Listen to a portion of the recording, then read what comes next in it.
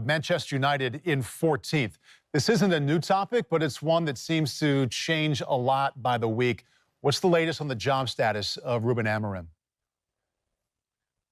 Ruben Amorim is under major pressure, but I think most of that pressure is applied on him by himself, as well as the burden of being Manchester United manager. But Manchester United themselves, as I understand it, they're not planning to sack him. They don't want or intend to.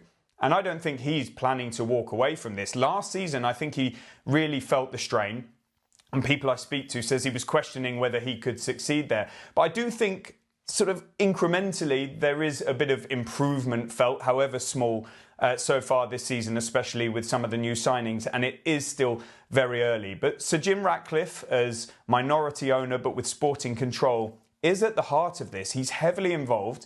Omar Barada as chief executive, Jason Wilcox as technical director, essentially the sporting director. There's a lot riding on this decision for them because they essentially appointed him and have placed great faith in him and his system.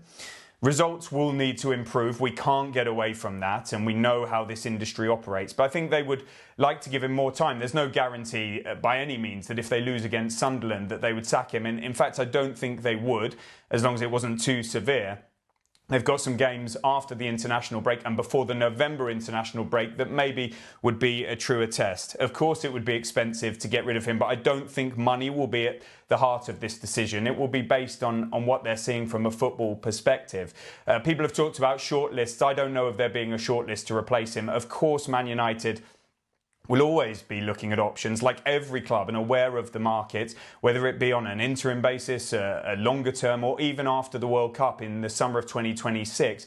But I'm assured that Gareth Southgate is not in the frame for the Manchester United job should it become available. The players, as far as I know, are mainly with him. They believe in what he's doing, but there's an acceptance that when they concede a goal, for example, they're not any longer doing what they've been set up to do by him. And maybe it's a bit of a psychological and mental issue.